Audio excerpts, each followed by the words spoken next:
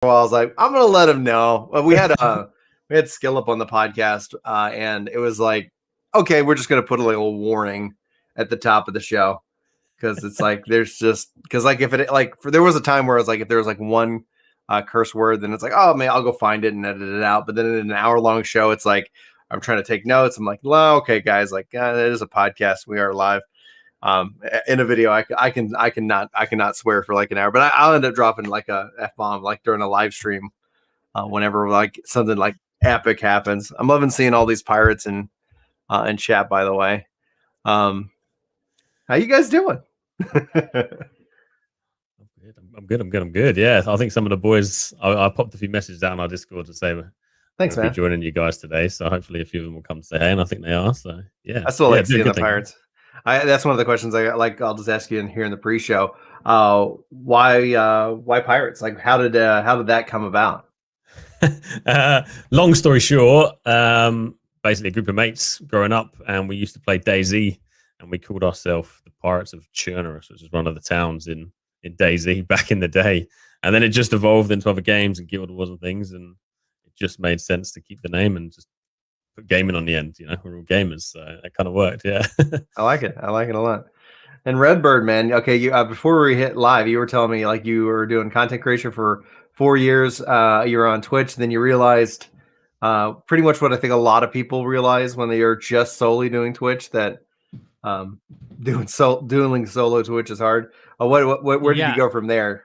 Yeah, well, basically, when I had the realization that no one wanted to watch me play World of Warcraft, I decided to start, branching out, trying like newer games or like maybe indie games, and started to realize like, hey, man, it would also be good if I maybe started doing, extra stuff like YouTube and podcasting and stuff like that. So me and BDLG, the other one of the other members of Studio Loot, we met in a game called Crowfall. And we started putting those things together, and then we started doing. Isn't Crowfall based off of why am I drawing a blank? Daenerys, like the whole dragon, fire, flame, ice skies. Like, what is that show called? Game of Thrones. Yeah. I mean, I think they use the term in a lot of their marketing, at least back when I played like 3 years ago. As a Throne Wars simulator. So yeah, I think a lot of people thought it was potentially like a Game of Thrones type of game. I was just like, that's what I remember reading about. I was like, interesting, fascinating stuff. Well, what's going on, brothers? And Captain says, Danny, be on your best. He's got a potty mouth. So I saw that you actually have like a bit like a channel points where it's like they can make you not swear for like a little bit. I thought that was kind of funny. Yeah, I do my best. I do try. Like, I it's one of those things when I watch back my videos, I don't know why. I just seem to, I express myself through effing, and it's just become a thing. So yeah, I'll do my best, Cap. Thanks, man. Thanks for the reminder. All right, guys. I think we're all here. Are we ready to kick the show into high gear? I got a lot of questions for you guys. We got a lot of stuff to talk about. It's July. The countdown is more than underway, and I'm sure you're both very well aware and have dates set. So you guys ready? Absolutely. For sure. All right. Cool. I've hit record because that would be embarrassing. It's like, it was our best show ever. You can only experience it live. Only experience it live. All right, here we go. Hello and welcome to Epic Loot Radio. I'm your host, Brian. Joining me, I have a series of incredible content creators here today to do a New World Roundtable. We got Danny and we've got Redbird from Studio Loot. Now, this Redbird runs the New World to Go podcast. Danny runs the New World Wednesdays podcast. Lots of epic New World information. Also, Redbird, with Studio Loot, you run the site New World Fans. Like, these are the guys who've been putting out content for quite a long time. I've been kind of lurking in the background on all their sites, and so it's really great to get together today and sit down and have this show. Now, before we dive into just our general roundtable about the upcoming MMORPG, I want to say thank you to Luke for dropping a massive sponsorship on this podcast, allowing us to now bring you the podcast in MP3 form, day and date with this show. So after this goes and finishes, we'll have that up for you for listening pleasure. So thank you, Luke, for basically covering all our hosting fees for the next year for the podcast. So I really appreciate that. That was unexpected, but I told him when he did that's what he gets. I'm going to just shout him out for the next year. I'm going to start with Danny.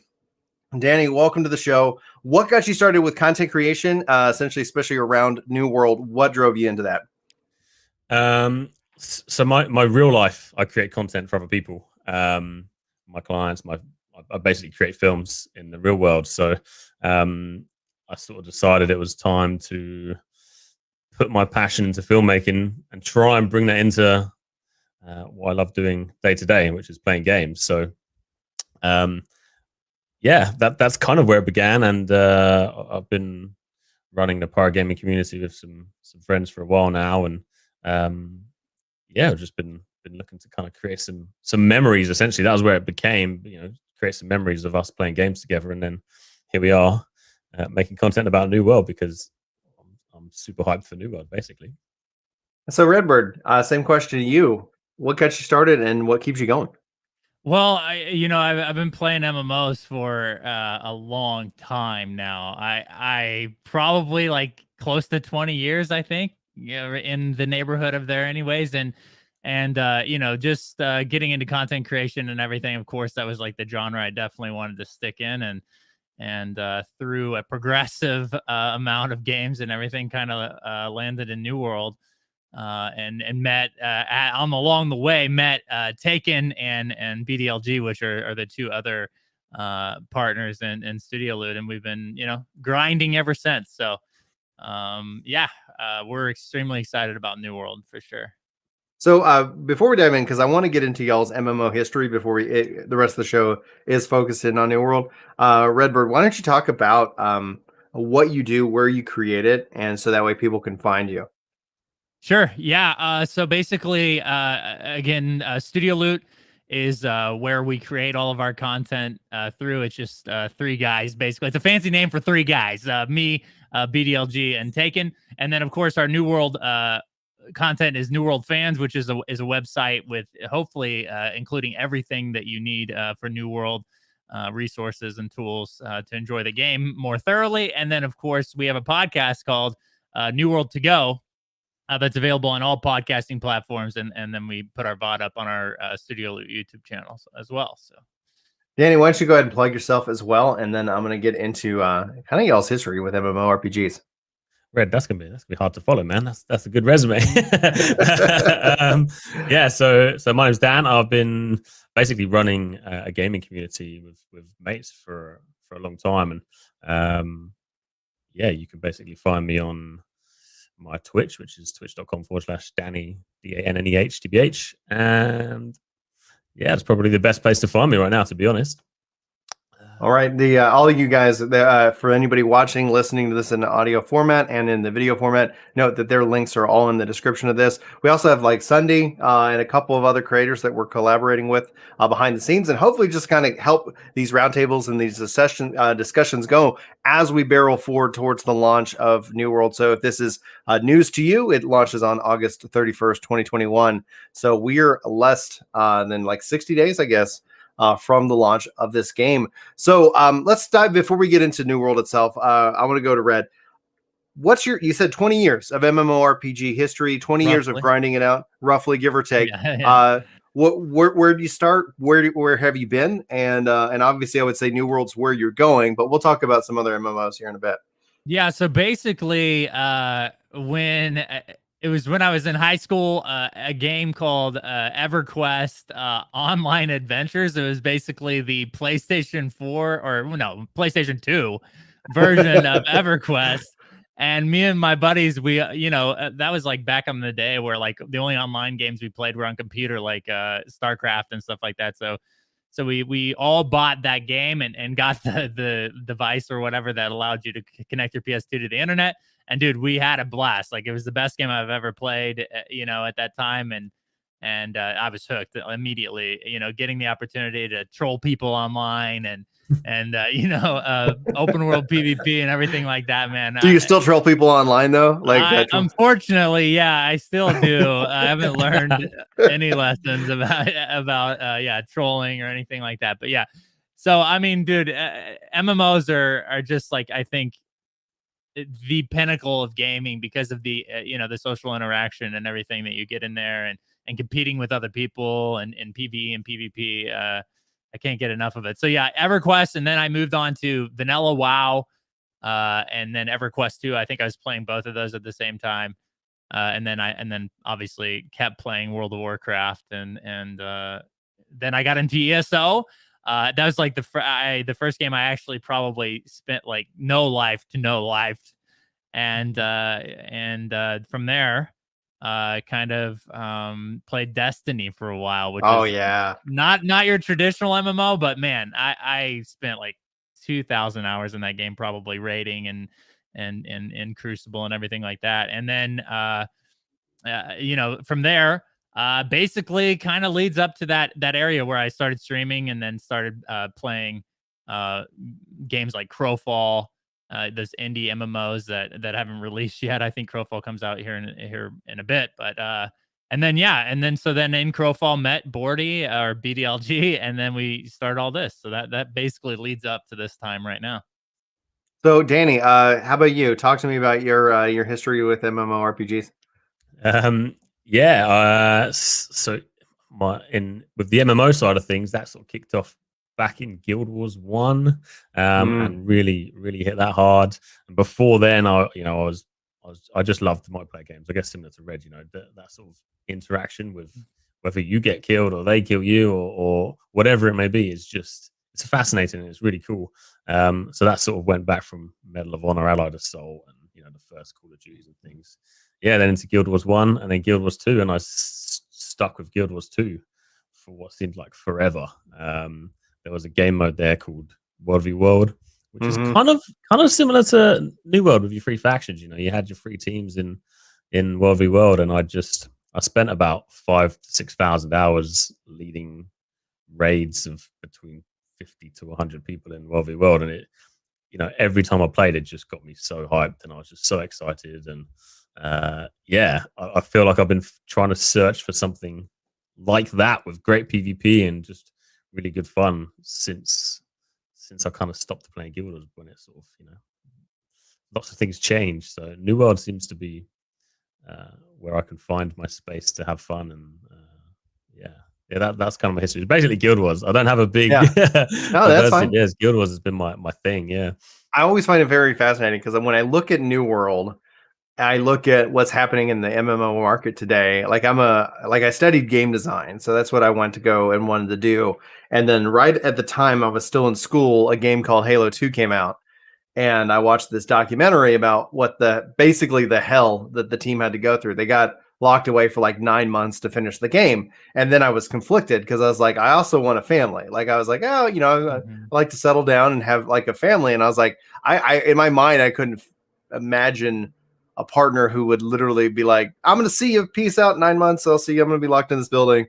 Enjoy the kids, like, because they literally threw a party. And so I was like, maybe I'm going to go into just regular business level application development. So that ended up kind of being a hard pivot based off of the fact of crunch and what game developers do. But I still have a passion for that. So there's this industry kind of, insight that I have because I've hired a lot of people out of Gearbox when they got tired and burnt out from making very little money and putting in crazy hours, and just to be called like horrible people for making games. Like it's a really great market to pick up. Like if you're trying to hire developers, is to pick them up out of the game industry when they burn out. But the my history with MMOs, for y'all's knowledge, in case nobody here is, everybody here is new for this show, Final Fantasy 11 was my entry point into the MMORPG.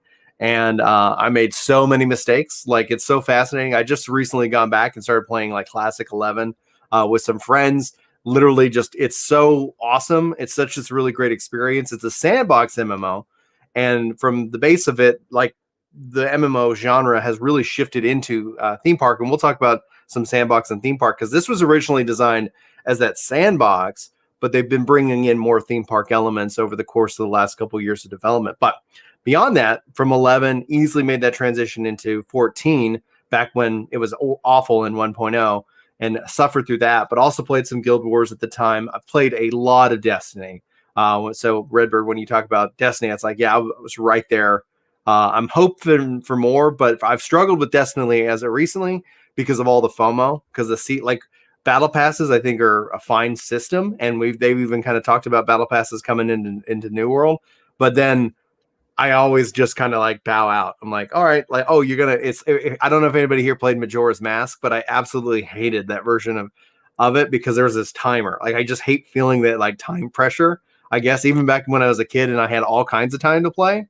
So I'm hoping that if nothing else, New World, Destiny 2, like they learn from what Halo's doing by introducing a battle pass, but not letting it expire. Like you can just equip your almost like Guild Wars 2's reward tracks.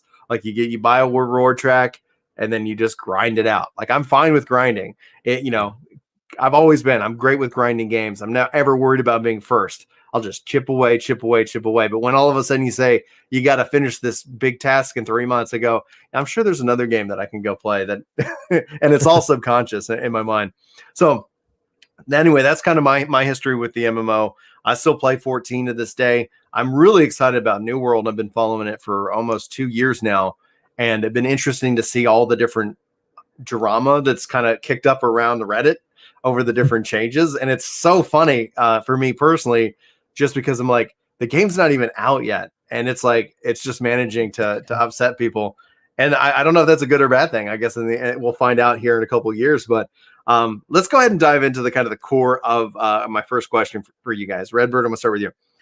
Why New World? Like, what is it about this game that particularly piques your interest? Why create a website?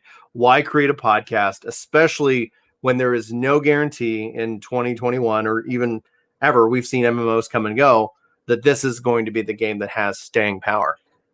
Well, so I think why New World starts with like why MMOs probably. Sure. And one of the things I think is one of the most special times in an MMO is on the ground floor, like right from the jump, getting in there and getting to start day one leveling with everybody else being at the same level as you. I think that experience in gaming is one of the best. Yeah. So we when we set out to look for a game that we wanted to cover, we were looking through the newer upcoming MMOs, and like that's why we're playing Crowfall, of course, and then New World, as they started to pivot from like a survival game to more of a like structured like true MMO. We started to get that feeling like, okay, they are going to attempt to make this game something that has continuous content and a world that players can kind of socialize in as well as compete in. And that's one of the main reasons I think that we chose New World, is just because it is new, and I think that their vision for the game is encouraging. I mean, 10 years, they have a 10-year plan. They say that all the time. And that is something when you're dedicating a lot of time to content and efforts into building up a catalog or whatever you want to call it. You want the dev team to have as much confidence as you want to have in your duration. So Amazon seems to continue to communicate well with the community, and obviously they have big plans for the game, and that's kind of helps us have big plans for the game as well. I like the other way. Big games for the plan. Absolutely. Games for the plan, yeah. Yeah, absolutely. I like that way better. We should get that on a shirt. Sure. How about you, Danny? How about you, man? Yeah, I mean, mine's I think relatively simple. I basically love playing games with friends, and we've got a really lovely community, and it's basically finding a place for all of us to kind of be able to come together. A lot of games you play, they're either locked to 4-man, 8-man, or things like that, and MMOs allow you to have as many people as you want, and come and go as you please, and you have that real progression within your character. So why New World? I guess because for me, it's visually stunning. I think the game is just, whether you PvP or not in the game, you're gonna have a great time just running around. But I don't think there's anything else out there like it at the moment. Obviously, you have lots of MMOs, but I really love games like Chivalry or Conqueror's Blade, where you have this kind of medieval kind of real combat. There's not tab targeting. It's very much, it feels more immersive, and New World brings kind of that Guild Wars vibe that I loved with these kind of fresh You know, the PvP that I love too, from Chivalry and Conqueror's Blade, for example. Interesting. That's a really good point when you talk about both the PvP side, but the visual aesthetics of this game. Like obviously, generally, I was generally curious about it. Like we haven't really seen, like something this visually impressive. I was first concerned. So visually, like my history being with primarily Final Fantasy is like, oh, that Final Fantasy aesthetic. It has a certain art style that I find personally well appealing, and then I see this kind of frontier-esque, MMORPG, and I'm like, well, I don't know if that's really going to visually appeal for me. But all in all, like when I look at from an industry perspective, Amazon, I don't know anybody big enough outside of Amazon, Microsoft, Square Enix, Blizzard, Sony, Google, that really could have the staying power. And this is something that I get a lot of hate for, and I want to be wrong, but I get a lot of hate for from gamers that have this mindset that like some indie studio is just going to come and release this AAA epic MMORPG that's just going to light the world on fire, and it's going to all be free, or it's going to be sub only. And, I don't know, like breaks my heart, because I'm like, I really want that to be true, but I also would like to fly and teleport and do a couple other things. I just don't see it happening. So I get a lot of hate. I'm not trying to, make anybody feel like, think magical and things that, would be hopeful and awesome to that they won't happen, but it is what it is. When I stepped in and played the preview, a couple things that really kind of captured my mind, like right away. As a gamer, I think I really prioritize, probably to a fault, to an overabundance, but potential, like MMO potential, because it's not about how an MMO starts. I'm not playing a single player game locked in history, maybe gets a bug fixer patch or some DLC. I'm talking about a game that's going to evolve over time. And then, so I'm playing the preview and I'm like, there's so much potential here. The potential energy is what is how I think of it, is just massive. Right. And I have my wife play it and she goes, "You're going to give me this game, right?" I go, "Oh, okay. Okay. Yeah, we're talking about something now." Because like if she immediately touches the game, it's like, okay, yeah, we're playing this, right? Playing this together, because we'll play games together, but not always in MMORPG. I think it's when you first cut down the first tree in the game, that all of a sudden you're like, there's something different here, because that tree doesn't immediately respawn. Like I've affected the world. I was running down the street and I see some people just like strip mining like the forest over on the side, and the trees are just going down and down and down. They're affecting the game. I'm walking and I see the moonlight just coming through the forest, and it reminds me of East Texas, where I grew up as a young kid. Like all of a sudden there's like, I was so immersed into the game and the world that I was like, okay, there's something here. There's the potential for this to be really good, assuming that Amazon invests and they continue to bring out content for the game and they continue to support the game, which financially they can. They're not gonna. I'm not worried about like how these studios have kind of come up and down, where it's like, oh, it's been 6 months and we didn't make our investment back. Time to go to free to play. And I was like, oh, it's already a buy to play game, so they're not gonna have to go and sit here and say, well, we're gonna change your business model. Like they've got that kind of where you don't have to have that drama shift down the road. And then again, over the course of the fact that they delayed the game, I cannot tell you how many times I'm like, it would be nice to see a publisher or developer say, you know what, the game's just not where we want it to be right now. Let's go ahead and delay it. And they delayed it for a year. Like it's, it's going to be a year. And I've been just dying to get back and play more of the game. And I check my email from Amazon every Friday to see if they're finally going to let me in the alpha. And the answer is no. I'm still not in the alpha, but then I get messages on my Discord. They're like, I'm in. I'm like, okay, all right, great. I couldn't talk about it if I was. I couldn't, make content around it if it was, but I'm really looking forward to the 20th. So for me, I think when I first cut down my first tree, I was like, that's awesome. And then the emphasis on a player-driven economy, because I don't like the FOMO aspects of like dailies and things like that within the games. I play games with them, but I don't end up it doesn't necessarily feel good in the long run because it feels like chores. But when you have the ability to log in and make money, and that's all, if that's what you want to do, that in and of itself is kind of solving the problem, in my opinion. So I am really looking forward to the 20th in that regards. So following that, New World is not launching in a bubble. You know, it is not launching when there's no other games coming out. MMORPGs are competing against more games than they've ever have before in society today. Even Game Pass, in my mind, is a better theme park MMO than theme park MMORPGs because they offer a ton of attractions for the same price, and you have multiple, like you have anything you could ever dream of within that. So I think Game Pass is actually a real competition to things like World of Warcraft and Final Fantasy 14 right now. But New World's still launching against Endwalker, End of Dragons for Guild Wars. ESO just launched a new expansion. Redbird, what are your thoughts about New World, how it gets established, and how it grows amidst established and critically acclaimed games coming out around the same time? Well, I think that's a challenge because, and we read Reddit and YouTube comments and everything like that, and people want to compare New World immediately to games like World of Warcraft and Final Fantasy 14, games that have had 10 years worth of content, 15 years worth of content.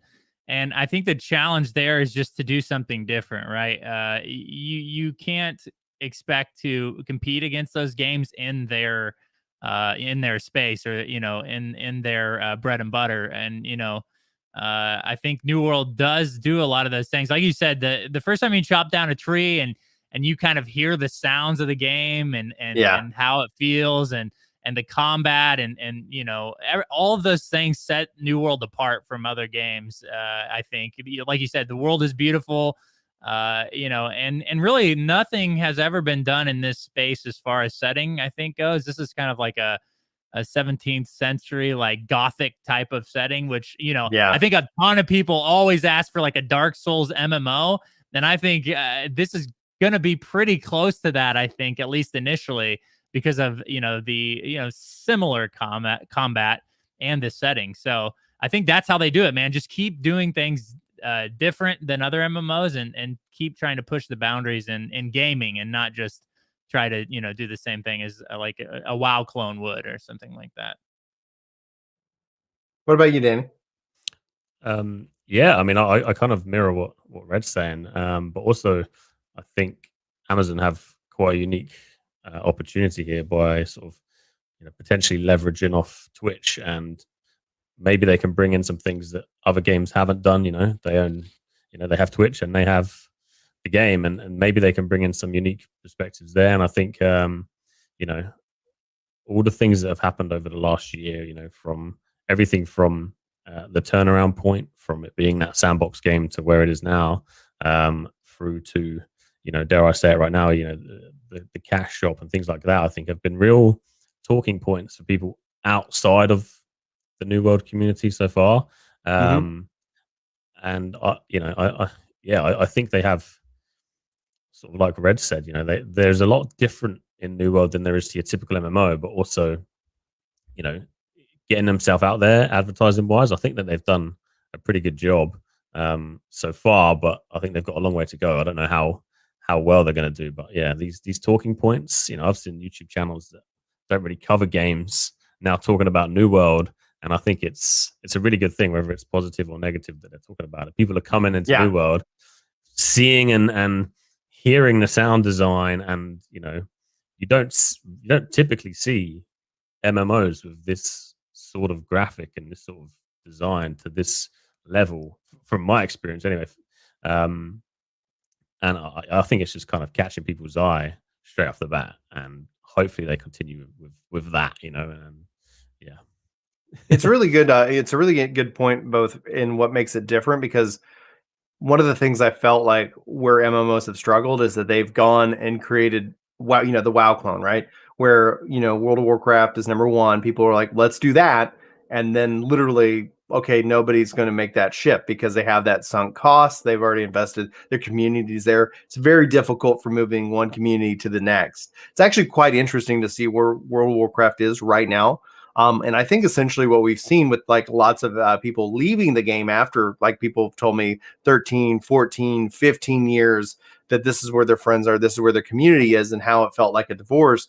But I've seen kind of like two camps, just from my perspective in the content that I create. Camp A, hey, I'm going to go play Final Fantasy 14. Oh my gosh, this is such a great game. oh my gosh, yeah, this is where I'm going to play. And then B, those are just like, I'm waiting for New World. And that's kind of the camp where I feel like there is some crossover, but like I haven't seen a lot of people within the 14 community that's like, oh, I'm really excited about New World because like New World offers something different. And I think that's a really great point you both bring up. If it was just the same thing that they were already playing, why even make the jump? Like, okay, because there's not just a financial cost, there's a time investment cost, there's trying to get your community to move over cost, like there's all these extra kind of hurdles. I think for me, and I want to kind of highlight Creature's comments a little bit off topic, but I think it's interesting for I'd be curious to y'all's thoughts. But I think for me, it's New World is going to need to deliver content updates. I don't know at what clip, at what pace, but we've seen in the alpha, which is much easier to do those kind of updates every month, like big update after big update after big update. But when the game is after release, like they need to continue to have some set pace that gamers can rely on, because what I see happening is that New World's going to come out, it's launching, people are hungry for a new MMORPG, they're hungry for it. It's going to take top bill because there's nothing really launching right around that same time. Then when the theoretical 9.2 comes out for WoW, Endwalker comes out, I don't know the date of End of Dragons, like people are going to go back to their safety zone, their comfort zone, what they consider their MMO home.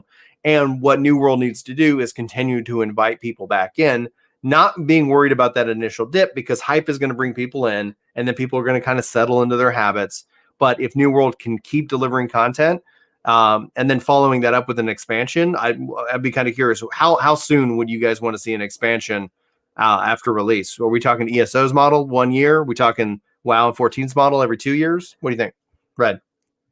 I mean, obviously, the sooner the better. I think really, they're going to probably stick with the pay to play model, and then they're going to want to release, I think a good expansion potentially every year to keep getting that, $30-$40, I guess, whatever the price of the expansion would be, because it's kind of weird because we're not paying full box price for New World. We're technically paying $40, which is quite a bit cheaper. So who knows what the expansions will actually be. But I think to your point before, and one of the things they've kind of stated is they want to continue to put out content, free content every month or two. And I think that can really go a long ways as far as keeping people active in game, because the minute that you do start to feel like I've ran out of things to do, if you can introduce new content to the game, it's more likely that those people will be like, oh, okay, well, I'll just wait a couple weeks, or I'll wait a week and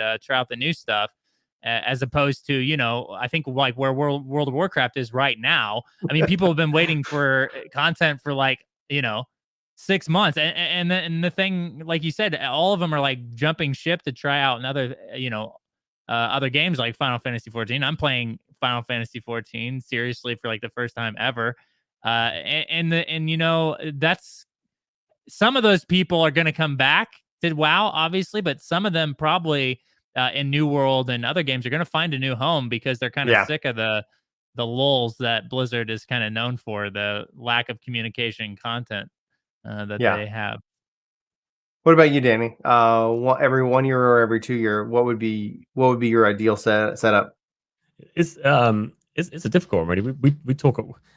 We've been talking a lot about what we want to see expansion wise. We've got this whole pirate vibe going on, and you see pirate ships in the trailers, and there's all these cool ideas of what people want to see for expansions. But I guess they have this kind of downtime on release to potentially relax for a couple of months while people push through the content that they've got. But I think for me, it would just be kind of watching the community, and when a lot of the current players start to reach that end game and sort of start to get to that point where all the content's being, finished, and they've sort of gone for everything, I think that they've set up a really good model where they could introduce maybe 1 or 2 new expeditions here or there, and just drop feed a little bit of content throughout the year, and then sort of like Red said, maybe once a year, like a big drop, a massive expansion with just some really cool new features and elements to the game. But I would like to see them constantly drop some content as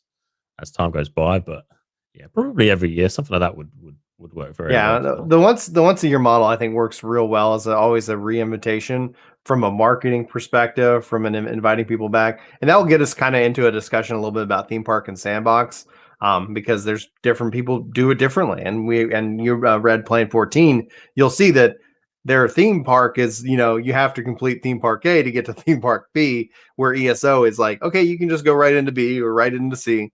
And there's strengths and weaknesses to those decisions. But as an aside, like Creature did say, talking about how Elden Ring is coming out before the next Elder Scrolls, and that seems to be further off. Do y'all see that as a potential invitation for people who like those kind of games coming in and checking out this MMO, especially with Elden Ring? You talking about Souls-like? Imagine finishing that game and then all of a sudden it's like, hey, this game's been out for 6 months and hopefully people are really enjoying it. What are your thoughts, Red? I mean, yeah, I really like we said before about the setting of the game, the gothic like 17th century Dark Souls type of feel. There's a massive player base in those Dark Souls games, and I think this game definitely would interest them. I would think, especially like for there's no sub, just $40 Right. commitment. Exactly. I mean, I think they're going to pull a lot more people in. For some reason, people.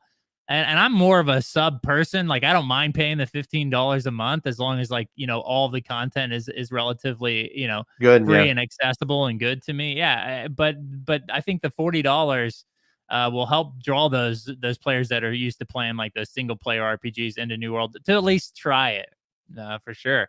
But to your point on the ESO thing, real quick, I've kind of said this a lot. I think one Tamriel, which was the update to ESO that allowed players to like the world to scale off of each player's level simultaneously. So you can play, like you can start a friend in the game at level 1 and immediately group with them and play with them and try out the new content, the new expansion.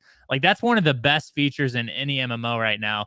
Because that's the main problem I think with MMOs is trying to pull in new people that want to play with their friends and try the new stuff.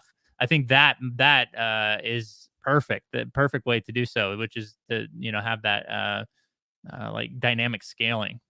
So hopefully New World can venture in that general direction as they put out new content and stuff.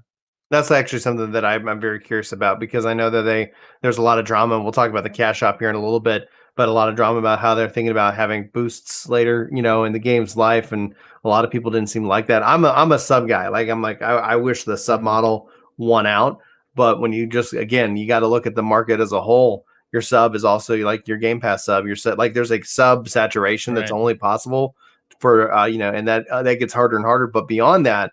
You have like Halo multiplayers going free to play. Like the games have shifted more to that open accessibility market, and that's why it's like you got to like the lifeblood of the MMO is also bringing in new players. If you're not bringing in new players, you got to look at why. And if that, I hope that we'll see some kind of level syncing system because there is nothing better, in my opinion, than playing with your friends.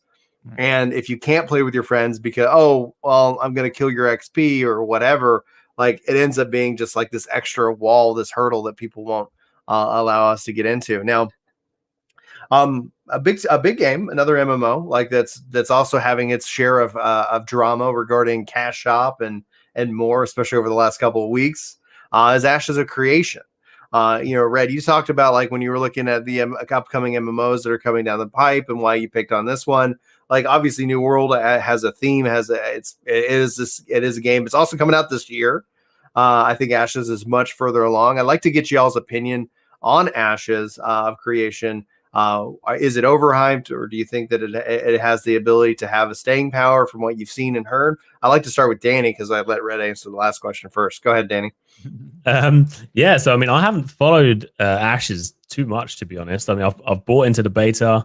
I'm sort of behind the game. I feel like if you put New World and Ashes side by side, I feel Ashes would appeal more maybe to your WoW audience. It's a bit more WoW vibes, but again, for me, they're really kind of pushing the boundaries with these massive, large scale battles, and I think just that one particular element for me like really interests me. I really love kind of reading all their updates. I love their developer streams and things like that. I know a lot of people that have bought into it and are really supportive of the game and think it can be absolutely amazing. You know, there's so many features that they're trying to push into this game. Maybe it's a bit ambitious, but I don't know, man. I love the look of Ashes, but from a very basic level, I'm just super excited for the large scale PvP and the guild functionality and working with your friends and things like that. So yeah, sorry for a basic answer. How about you, Red? Do you got anything to add to that? Yeah, I mean, okay, so we also cover Ashes of Creation minorly, but the thought is that Ashes of Creation, if they're going to deliver on everything they say they're going to deliver, is like 3 years out still, probably. Yes. So I've long thought 2024 maybe. yeah, that's like our consensus as well. And the thing about the Ashes of Creation versus New World debate is, oftentimes, and you probably, Danny, have went through this same period with all the cash shop drama and everything like that. Like, you try to convince people, like, okay, and they'll use Ashes of Creation as an example, like, oh, thank goodness for Ashes of Creation. Yeah, it's coming out. And it's like, yeah, but do you remember the battle royale that they tried to do, and they sold game passes for that they, do you remember, like, again, like they've consistently put out new aesthetics and cosmetics to buy, and the game's not out yet. And they're very similar in monetization strategies, I think, is at least from where we're at right now in like gaming in general, which, we can make arguments all day, but it appears that cash shops are winning the battle. You know what I mean? Subscription fees have kind of, like you said, lost out.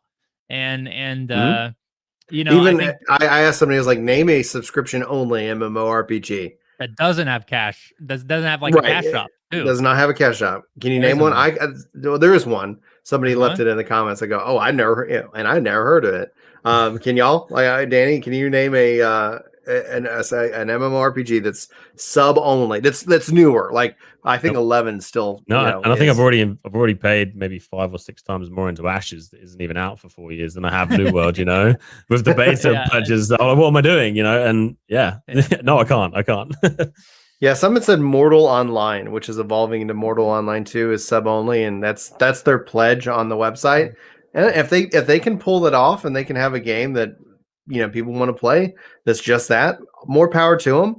I would love to have an exception to the rule. I'd love to be wrong, and we'll have to wait and see with that though. But there's like real economic, insight into this. Here's the thing with Ashes, right?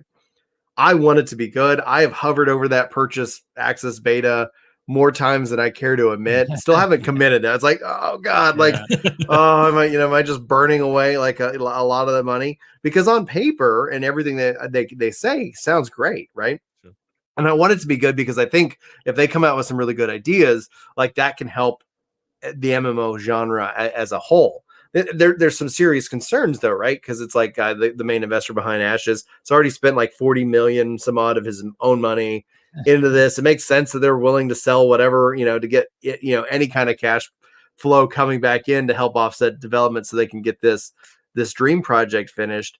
And I wish them all the luck. But if I was sitting here in a position, I still wouldn't want to be sharing all the information that I share, because gamers and playing a game is much different from developing a game, and it runs the risk. What we've seen is this overhype, this over mindset, it's going to be the be all end all perfect MMO, the one that we've waited for all this time, the one spoken of in prophecy that will come and save the genre itself. And I'm sitting here going like, well, hell, like if they're having a really good idea and I'm in if I'm on the dev team for Amazon, oh, that's a pretty cool idea.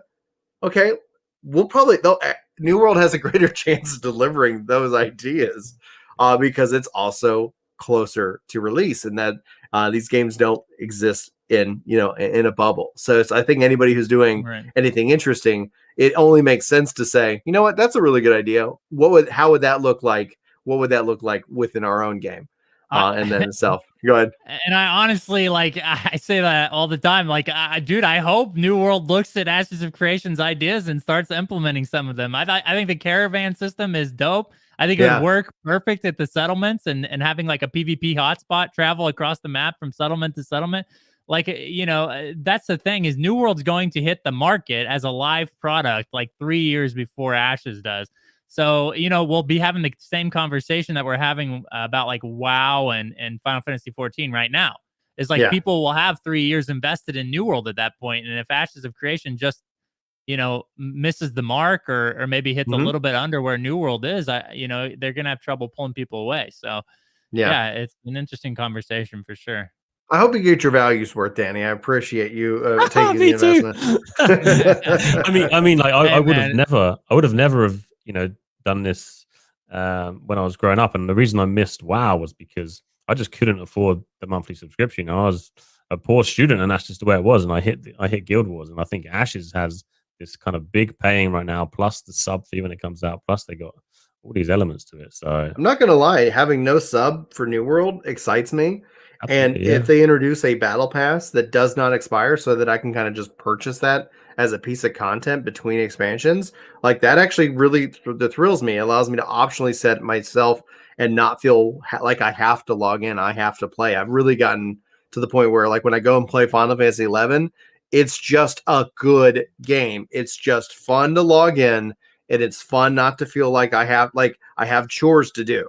I think that's just where like the old man gamer in me comes out, and it's like if we're calling them chores, I think then we need to reevaluate why they exist. They're a retention mechanic designed to fire off dopamine in your brain, but it only lasts so long. It can last several years. You're going to get your money out of it, but I hope to goodness that we see those kind of mechanics avoided here, because the real thrill of logging in should be the game itself and not some kind of like I'm going to get because I even to this day will just pop into Guild Wars 2, open my box and pop out just to keep getting my dailies, and I don't like it. It's like I want like all right, I don't have time, but it's like and then the solution isn't to make it unlimited to where those stack up, because then essentially people feel so overpressured to like I've got 32 things to do I have to do before I can go do the fun thing that I want to do.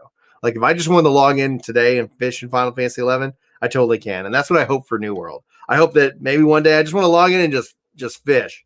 I don't have anything I got to do. I don't have to go check off these boxes because I've logged in, and they're like, in my it's my monkey brain. It's gonna be like, all right, I got to go do this, and then I'll suffer the consequences for it. Now, we talked a lot about what we want to see in the game, but one of the things we haven't really touched on, I've saw chat touch on this here a little bit while we're streaming, weapons. We talked about expansions. We talked about these things.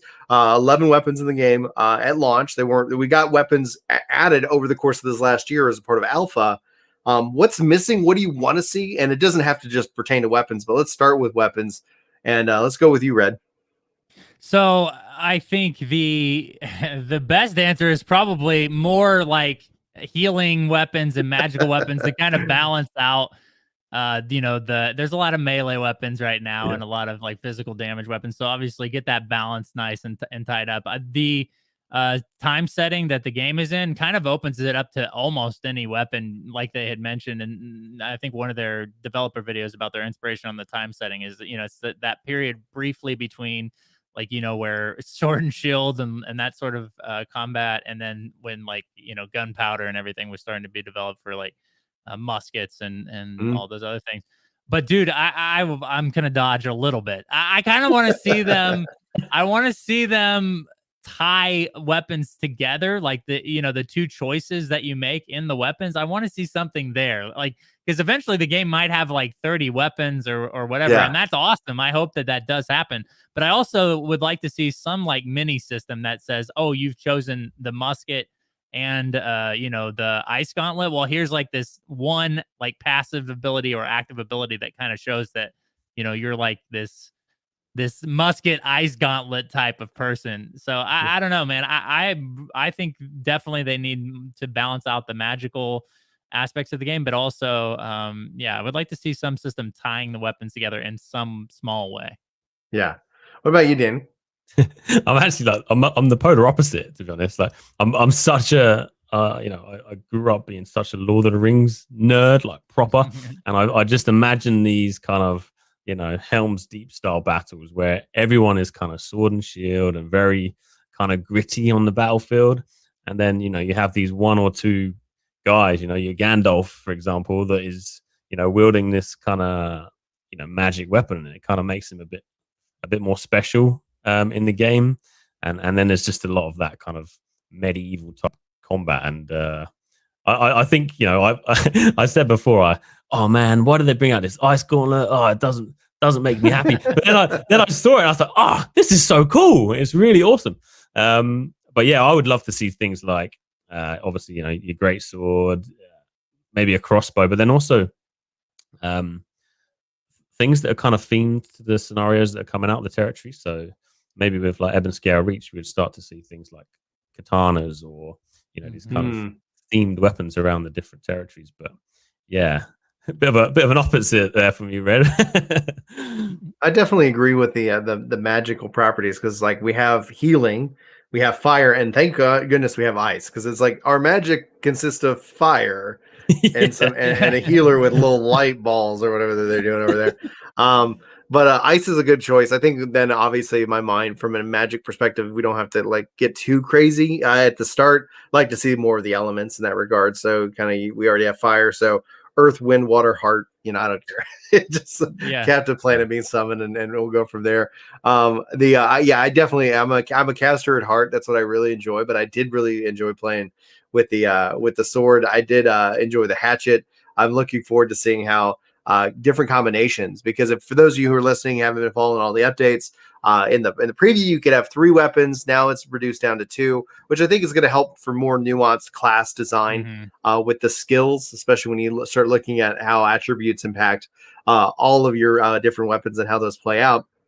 So I think it'll be interesting to see how and what people end up choosing in terms of their class, and as they introduce new weapons, I think that's going to be something that hopefully expands and becomes even greater with time. But easily, like obviously, great sword would be thematically really cool. I like what you talk about with the katana. Obviously, very like iconic looking, weapons. And then I think of like, well, what is the role? What is the purpose? And I would fall on the lines of adding in either dual wielding. So that way, essentially, if you wanted to take 2 swords, that's great, but it would have to impact you because you don't have shield skills at that point. So then maybe allowing some of the other classes to have the shield itself, like the hatchet and shield. So you can end up having different kind of combinations in terms of what kind of role that you're building out. I would also, just the old schooler in me, would love to see something like a real bard, like a support, like a pure support style class. So then all of a sudden you're like, oh, we have instruments now, and we got who knows, like whatever that would look like. But it'd be hard, because especially in an action MMORPG, like I think that role might be very, very limited. I sit back here and I just play my songs, like I don't do anything else. What's up, Danny? I was gonna say one thing that I think is really unique about New World, and I've had some of you guys might know, I kind of just sit and stream and talk New World a lot of the time now. A lot of the conversations are, why is there only 3 skills? Like, what am I supposed to do? People aren't used to kind of what seems from the surface quite a limited set of abilities. But, I think it's amazing that you are pushed into using your left click and your, your heavy attack as part of your, let's want for a better word, your rotation. And I think that's such a cool part of the weapons, that it's you use what it is. That doesn't make much sense, but a lot of the time in MMOs you'll see that they have all these amazing abilities, lots of them, but within New World you actually use your left click and your heavy attack, and it becomes part of your but you actually have 6 skills though, because the skills don't share a cooldown anymore. So your build literally is the 2 weapons. You actually have 6, and it all probably would be some form of rotation in which that would be there's definitely going to be synergies in regards of your skills, your weapons, how that plays out, especially then how it plays out versus PvP.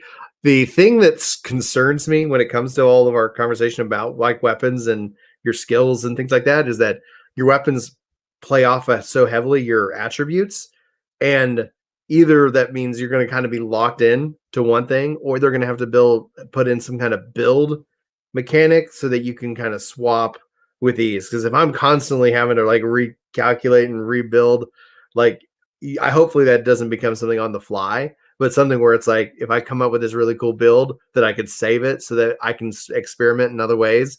so I'm not sitting here having to go to paper. All right, I did this 16 and this skill, and like I got this weapon, and I think that's going to be interesting. Now, Evan says Ginger Bard could be using the wind magic instruments. There you go, the elements of wind coming in through that. So let's talk about the cash shop, because obviously this is a huge talking point that's been brought up in the community. I've seen, as probably you guys had, takes under the sun. I think the most humorous for me was people complaining about the cash shop while like writing cash shop mounts in their game.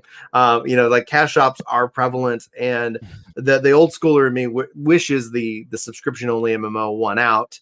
But we don't see that anymore. I think it's a response to the pure economics of it. Otherwise it would have won out. Like if it was the be all end all model, there, like that would be how it all functions. But clearly you have buyers. Otherwise there's no point in spending time making even a shop that people can sell from. But what's your take? Let's start with Danny on the state of the cash shop, on the state of XP boosters, on what they've shown off within the alpha with cosmetics. All any and all positive, negative thoughts. You're free, that's such a big topic. It's our final topic, pretty much. Yeah, no. Oh wow. Okay, so where to start? I mean, I obviously come from a Guild Wars background. I'm not adverse to cash shops. I feel like the MMO communities are some of the best out there, but I feel like over the years, I don't know, I feel like we expect a lot. You see the likes of Battlefield and Call of Duty and all these things, and all of them have these battle passes in, and it's just kind of the norm. Whereas on MMOs, I feel like the moment any sort of cash shop was spoken about in New World, it was just pitchforks are out, rioting. It was a bit chaos. But part of me believes that, to be honest, this leak that happened was, I truly think there might have been an absolutely genius marketing play by by New World, because the amount of exposure that this cash shop brought to the game for me was just phenomenal. But I'm not anti it. I think it would be amazing if they could go down kind of the Sea of Thieves route. I love Sea of Thieves and the way the cosmetics are built into the game, and people just love to be unique in with their characters and things. They could generate all the revenue they need through awesome cosmetics, as long as they kind of fit within the game. And some of the armor that I've seen coming out, is definitely not to my liking, but might be to some other people. And I think the main thing for me is with any sort of cash shop, especially from the cosmetic side, is that it just brings that diversity. But ideally, sticking to the theme of New World, and obviously the boundaries can be pushed into the bit of the fantasy world, and I think that's great. But I've sort of spoken already. I like this kind of gritty hand-to-hand combat, medieval style, and I think New World really kind of lends to that realism side. Just with regards to kind of the boosts, I think I've met a lot of people and spoke to a lot of people that just said to me, "Oh, Dan, it's pay to win. I'm going to be able to boost everything," and I'm like, "That's not what's there yet. That's not what they've suggested. It's going to be around, rested XP mechanics." And I think a lot of the people I've seen discuss the boosts have kind of missed out on that kind of key point. And I say to people, for you to get your boost, you need to log out the game. So if you're any kind of like hardcore gamer, you guys don't need to worry about this. This isn't necessarily brought into the game for you guys, so don't worry about it. But yeah, I mean, I could talk all day about the cash shop. I've had hours and hours of discussions, and I'm not against it. I just really hope that they find the balance and they introduce it into New World in a way that's very fitting with the theme and don't kind of go over the top. To kind of sum up my thoughts, I guess. Red, how about you, man? First off, I'd like to say I'm just surprised that Danny likes Sea of Thieves, being a pirate and all. It's hard for me to liking that game. It's kind of a good game. Yeah. The water in that game is legit, dude. Like I was like, yeah. Anyway, yeah.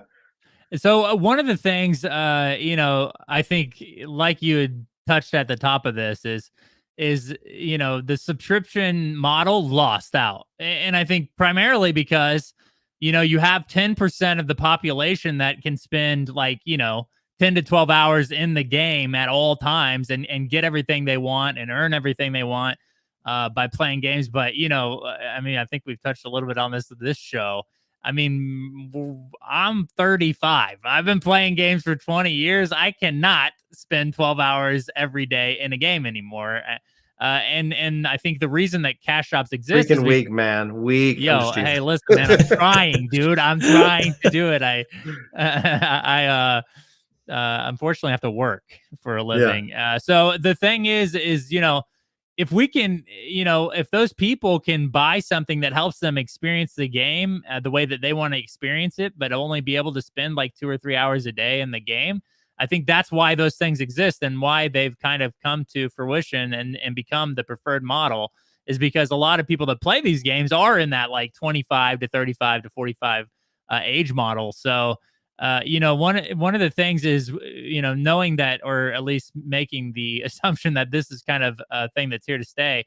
They just can't give an advantage to other players, you know, in game. So you have to stay cosmetic or at least stay in the vein of catch-up mechanics, right? Just to help other people play with their friends that can spend 12 hours in the game, things that help them do that.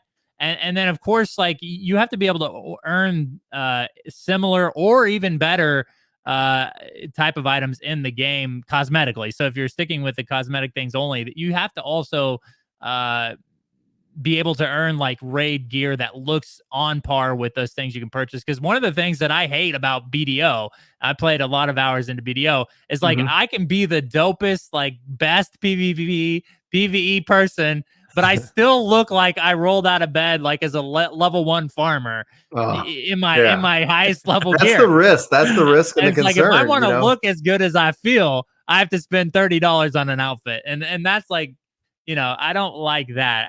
I definitely think, and New World's touched on this before too, is you got to have items in game that look just as cool, if not cooler, than the cosmetic items. So one of the things I've often kind of toyed around with is the mindset, especially when we say the subscription MMO lost. This is even back in the old days. Like the fact is that people, you know, the old term used to be like, you know, an eBay hunter, you know, like people would go and still spend money, you know, and use and break terms and go do these various things to get what they want, right? And not that that was good, or I'm like advocating that that's the fact, but still to this day, like there's always going to be somebody who's got more money than time, and there's always going to be somebody who has more time than money. And we've seen games shift into that kind of mindset, that kind of that relationship together. And I think for me, like it's a very fine line. And it's a line that like it's just like with any relationship, it's built around trust. And the problem and the why there's drama, especially even with Ashes. A lot of gamers have put trust into Ashes for no reason. Maybe they're invested in it now or whatever, but there's just a level of that. With Amazon, they've had a couple of games that have come and gone. And the fact that we have Lost Ark coming out later this year by them, that's like it could be this momentum shifting for them. Who knows? But I think it's about establishing trust. Do you trust that the developer is either going to try to go through your wallets, or do you feel like that your money is supporting the game that you love to play? Gamers have no issue supporting the games they love to play. We see this time and time again. If you're having fun, like I think that there's definitely gamers who will ride that free wave. They'll be like, all right. And that's why I'm kind of glad New World is a buy to play. Like there's a base level. We're all on the same page, upfront cost. And then there's no continued wall, so that for anybody you're inviting in, it's like, you know, because like I see this all the time within the 14 community, is like, what do you mean I have to keep paying? It's like, no, play the free trial. Like just stick in the free trial. You'll never have to subscribe up to the second expansion, and then you'll know if you like the game or not, and if you want more of the game or not. And that's the model they chose. But that free trial is epic. But there's still a wall. There's always going to be a wall when it comes to a subscription-based game. And it's that wall has become only higher in recent years as these big games have no subscription. In fact, they don't even usually ask you for money up front. So if you're going to try to go toe to toe with Fortnite, Halo, insert whatever popular, you know, new games out there, they're already training the next generation of gamers, and already not training, have trained those gamers that it's like, this is how games are. And then people get this sticker shock. Like, what do you mean you want me to pay for money? And then then they don't. So it's going to be something ultimately quite interesting to see happen. I think that's why the expansion model makes a lot of sense, because if you have that yearly thing like Destiny, I've always said that Destiny's a subscription-based game. They just ask for their money all up front once a year, as opposed to like every month. And then you're like, okay, I'm in or I'm not. And so that kind of model with New World, and then having supplemental ways to kind of monetize the year between, and will end up being what I think where we see MMOs go, forward. At least the bigger ones, the ones that deliver on the graphics and the content and the things that we ultimately want to see. But those are my thoughts on that subject, and we've come to our hour. So, kind of as a final thought before we wrap up the show and whatnot, what are your guys' plans for the beta? Both in terms of content, but like, are you taking time off work? Let's go with you, Danny. You've been streaming. I've been hanging out in your streams, man. I've been really enjoying it. Yeah, that's great. But you've been just kind of like, here's video game footage of me playing the game. Let's talk about it. And then all the people who come in, and it's so true, because I'll do this like in a hype stream where it's like, games offline. Let's just hang out and talk about it. And people come in. There's always somebody, one or two people, they're like, how's he already playing the game? And then somebody's so nice in the chat going, it's a video. Yeah. But I wonder how many times Danny's been reported. So what's your plans for beta, Danny? Yeah, we got some quite big plans, to be honest. Like personally, I'm really keen to just get back into the game, chop some trees down, mine some stone, and do some fishing.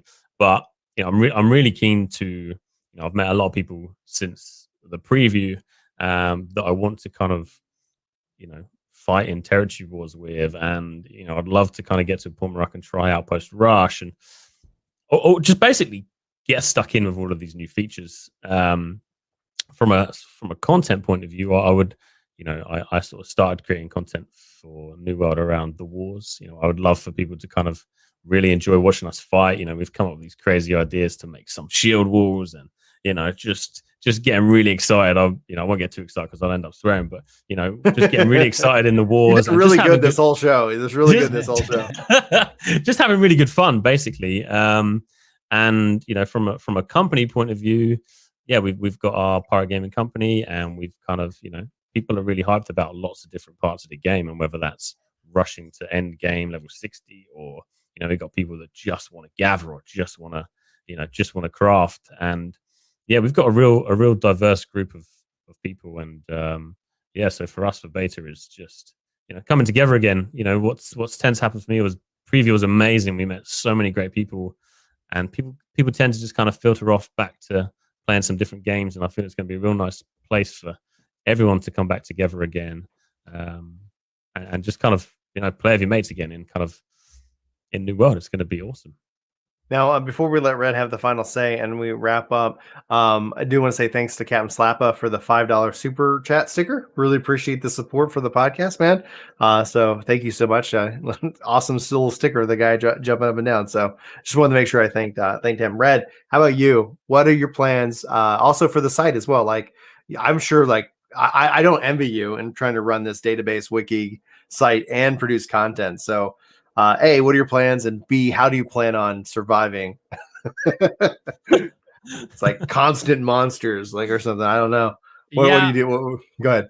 Well, that's the advantage of having a team. Me taking it does a lot or all of the programming side, and so me and Bordy just kind of work on the content and everything.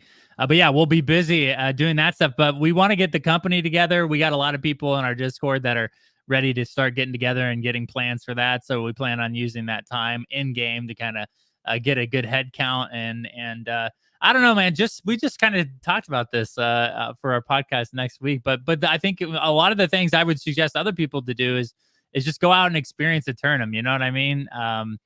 It is a beautiful place. And again, the sounds and feel of the world is something that I think you definitely need to experience if you're one of those people that are on the fence that you're not sure you want to play New World or not. Go pre-order the game and and get in there and try out, because it is truly a unique experience. And yeah, just collecting a lot of video for content and dude, getting the company together. That's what kind of like what Danny's saying, dude. I look forward to being able to play with everybody in the Discord finally, that we've all been kind of getting together and trying to round up, because it's going to be a ton of fun.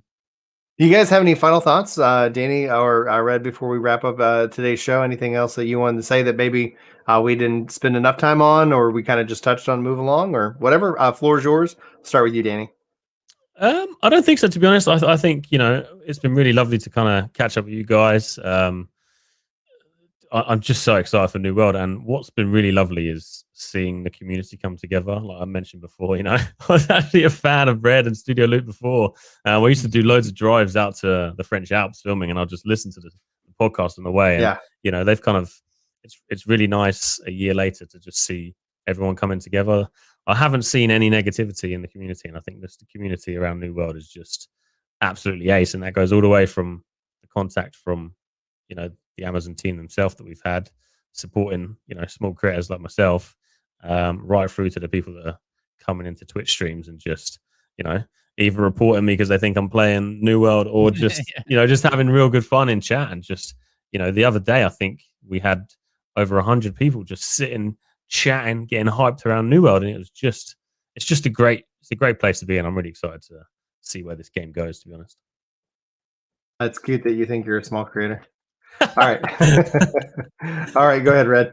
Yeah, just thank you to Brian for having me on the show, and it's cool to be able to talk with Danny finally and you about New World. I look forward to just being able to, to be part of this community. I think that's, like Danny's saying, I think that's one of the best parts of these massively multiplayer games, is getting together with people and being able to play the game together. So hopefully we'll be able to, I know Danny's EU, but hopefully we'll be able to link up and play some in game. Little shout. We've had so much interest from NA, so I might be popping over to your side from time to time with our Pirate Gaming NA group. So right, maybe we'll hook up. You better be wearing purple when I'll you be there, man. I'll come and say hi. I'm gonna be rocking Syndicate. My plan is, because we get 2 characters, I'm gonna have like one that I play just with my wife, and it's gonna have to be on a different server. So I'll let her kind of drive what we go in that direction, and then I'll have one that's my like Ginger Prime community like character server, and we're gonna be rocking the Syndicate. And so Marauders looks interesting as well. So I know Danny's a Marauder. It seems fitting. Not gonna go well for Danny. Let's say that. So guys, that's gonna wrap it up for the show. I really appreciate y'all making the time to come hang out and talk New World with us. We'll hopefully try to get another couple New World podcasts going through the beta lined up. Especially I have no issue with turning this into a full New World podcast if it really takes off. So I'm really excited about it. It's just fun to kind of be on the precipice of a brand new game, and I really hope that they knock it out of the park. I really, I think the MMO genre could definitely use some fresh blood, some fresh ideas, and we'll have to wait and see ultimately what happens in the end. But that's going to bring us to the end of today's show. Thanks so much for watching. Thanks so much for listening. This has been Epic Loot Radio, episode 25, a quarter of the way to 100, guys. Thanks for being here. Thanks for the support. Hopefully you enjoyed. If you did, like, favorite, subscribe, share, and tweet, and do all the cool things. Maybe clip. I think clips coming to YouTube here in a bit. But anyway, until next time, take care. Oh yeah, I was actually timing it off of the preview window, which was slightly delayed, so that's a little funny. The best thing is that this gets edited, so it's like, all right, cool. I always have the best of timing. Guys, if y'all have a minute or two, like if Chad has any questions, but feel free to hang around or bounce out. This is usually the post show where we wrap up and I drink some water, because I should have been drinking that this whole time. Hydrate. Yeah, Chad asked me if I'm going to be streaming later. That's the plan. Well, I don't want to put it on a schedule. I'm very bad at that. I just like, hey, I got some time, I can go live. I had a schedule for streaming, and then I just was like, I didn't like it. Because it was like, oh, got to get the kids to bed, because like, all right, I'm going to go stream, and it's like 8:30. And sometimes, if anybody here's a parent, kids sometimes go to bed and sometimes they don't. And I didn't like that. I didn't like to be like, it's time to go. Dad's got to stream. It's like, nah, Like if the kids go to sleep. So the plan is, yeah, I want to stream tonight. If the kids go to sleep, I'll be live. If they don't, I'll see y'all later. No, I was just going to say, like, it's really difficult to pack so much into such, an hour isn't necessarily a short period of time, but with the amount that's changed from from preview to now with New World, it's really difficult to kind of condense everything into an hour, and obviously something like this, we don't know your audience and they don't necessarily know us, so right, it's really tough to kind of put across all of your thoughts in within a few minutes on a particular subject, especially kind of something as big as the cash shop, or as from my perspective, as big as the territory wars and the settlement functionality. It's huge. Yeah. It's the territory wars and things like that is something that is, I feel, has been missing. Like when we talked earlier about, like, just touched on Destiny, it's like, okay, when you've killed all of the bosses, you kind of have it done. You've learned the fight, you've learned the dance, you've learned the mechanic, and then you just kind of, all right, you do it again so many times until you're like, I never want to do that again. But with territory wars, that's always changing.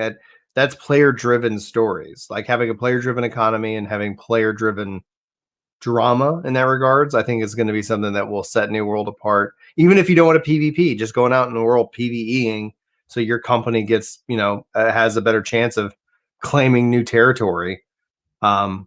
That's so exciting. That's so exciting.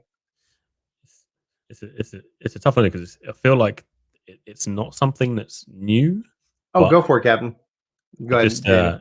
It just suits really well for the New World environment. Like you said, like once people reach all the content, yeah, that's when kind of the settlement wars will start to really straight off the bat, it's gonna be very exciting. But then once people start to reach end game and some of these high level 50 versus 50s, it's gonna be super cool, man. Super exciting. And we've been coming up with crazy ideas of we're gonna cap 100-man company and taking everyone out, going fishing, logging down an enemy, like 100 people fishing around a lake, and you just see one person running past and looking across and just see us all fishing. It's just gonna be crazy.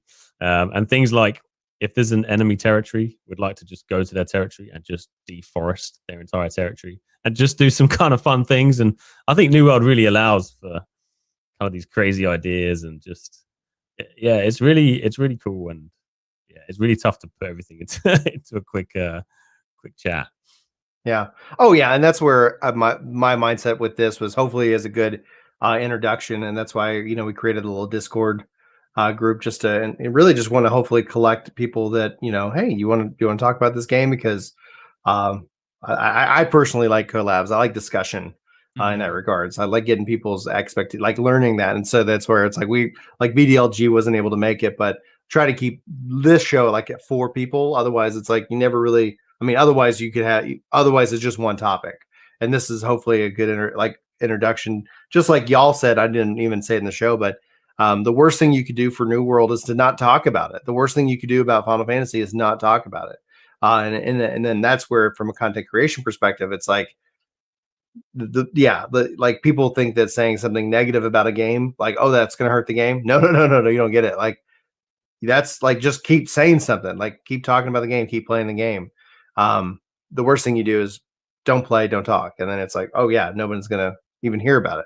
I don't hear a lot about Crowfall, but I'm not in that, I'm not really kind of in that circle. It wasn't really on my radar, but now Tyler Blue Eyes, or Tiger Blue Eyes, my dyslexia. Where do you guys get the graphics, like templates for OBS, etc.? For me, I've hired like Creature to help me with thumbnails. I've hired Get Wrecked Labs. I've designed my own. I saw that you replied, Red, for Fiber is a good option.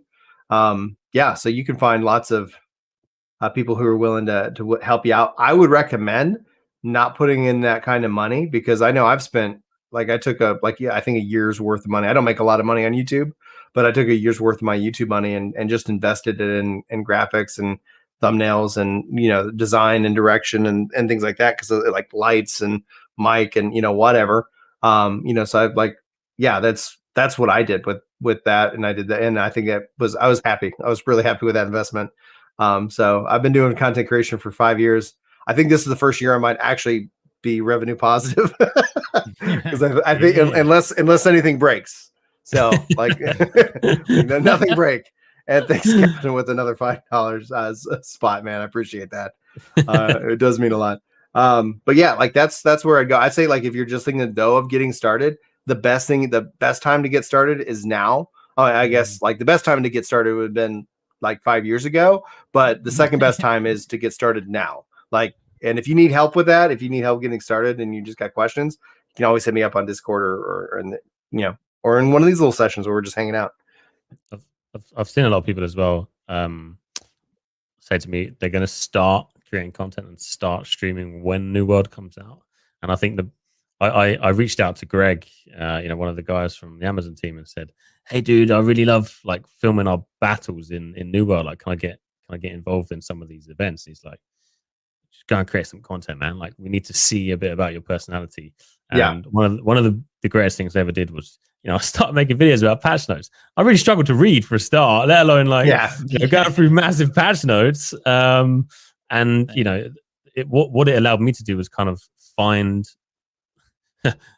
what I'm going to enjoy doing and kind of find a way to deliver my content really. So for anyone who's thinking about doing it when New World comes out, don't wait till the 20th. Go for it. Nobody is going to sit here and see your 0 sub channel and be like, he didn't have $1 million production budget. Literally just like get a webcam. The only thing I would say, have a good mic. And let us use it. Mine's been so bad. Someone messaged me the other day and said, "Man, your microphone, you've bought this expensive microphone and you do not know how to use it." I'm like constantly peaking. I'm always screaming. And then if I talk over, people, I'm really bad at setting it up. So it's taking me like, a long time to get, I've only just got myself my SLR up and running, and I'm running everything off a webcam. I was on my headset mic for the preview. It doesn't matter about kind of whatever setup you've got, even if it's a $20 webcam, you can really get stuck in and start creating content, and people won't ever judge you for kind of not having expensive mics or lights or cameras, and just they go might, for it. Who cares? That's true. And if they do, you don't. If they do, you don't want them in your community anyway. Right. That's one of the things. It's like, oh man, it must feel good to have. I think Work the Game is coming up on like 68,000. It's like, yeah, but there's some people in there that it's like they really hurt your feelings, and so it's like, all right, like I'm not gonna worry about their name. Just gonna scroll on past that negative comment and things like that. So it's one of the things. Like it's like having a viral video can be exciting, but then it's like you get a lot of people who just don't care about you and who you are and your passion. So if you got a passion for a game or whatever, yeah, people are going to connect with that. Like that's the thing. Like, are you having fun? And if the answer is yes, like, yeah, share that and people will connect to it. I was going to ask you, Red, like from your experience, how have you sort of found from creating content for New World, like before preview and way back when to now, and sort of that sort of increase in viewership like over that time? Has it changed much since back then to now? I'm assuming it has, but yeah, for sure. We were building up quite a bit of hype before they delayed the game a year, and then after the delay, it was like, yo, we're back at square one again, and it's been a challenge to kind of push through that. But the thing is I really do think that if you're passionate about content creation and you keep working towards getting better and stuff, you're gonna succeed on some level, because I think that's where a lot of people fail, is giving up or never starting. So if you can do those two things, I think you're gonna find your niche, you're gonna find a community, and really that's where all the fun's at, is having a community and people to talk and discuss with the game about. But it helps that that the game is going to launch actually in August now. We're starting to build back up hype again. So yeah, because it's like, oh yeah, if somebody's like just casually interested, oh, it's a year from now, okay, well I'll go play something else for a year. That's nothing. Oh man, I bet that was that was some wind out of your sails. It was a punch in the gut for sure. We had just moved over from ESO. We had a ESO podcast and everything, and we were like, oh, New World's coming out soon. We should, start preparing for that. And then all of a sudden, like, oh, the game's delayed a month, and we're like, oh, okay. And then the month later, they're like, another year, and it's like, oh, okay. This is gonna be a little rough, but. And Studi's here, also another content creator. Yo. Congratulations on getting over 1,000 subscribers, Studi. So he's been making New World content. We invited him to this. It's like the goal is that, just to get people hanging out and talking. So guys, be sure to go click on Studi. He's actually linked in this. I linked Danny. I linked Studio Loot. I linked Studi. Like, and anybody, like, I've actually been working on a really big video for New World. And one of the sections of it is I'm just trying to find all the people who are making content around it and just kind of be like, if you don't like my voice, like, just go watch one of these guys as well. So it's like, I always kind of, I like that. I like community in that regards. Cause like, even if we're not actively playing together, it's just fun to sit back and be like, hey, what's up? You like this game? Yeah. Cool. Me too. So guys, that's, if anybody has any other questions, let us know. Otherwise we will be wrapping and I'm going to go get some lunch. What time zone are you guys in? I know you're the UK, Danny. So it's, dinner evening time for you. Yeah, it's touching 7 o'clock now. Yeah. Are you like you Central? Oh, nice. Central guy. Yep. The Gingers in the Central time zone. Hey, man. I saw BLD and I was like, huh, there's a theme. Two Gingers. Yeah. I'm out of Kansas City, so. Oh, nice. Yeah. So a little bit further north than you guys, but. Yeah, we're here in the DFW right now, unfortunately. Oh yeah, is it? Yeah, it's been pouring rain all morning, so it's been kind of nice. Keeps us cool for a little bit. All right, guys, thanks so much for hanging out. I really appreciate it. I'm gonna hit end broadcast, so be sure to go and look this up on audio form and whatnot, and be sure to go subscribe to these gentlemen. Fantastic content. Always a pleasure listening to them. Really happy that I could hang out. So ending. We'll see I don't know when it ends. So I just usually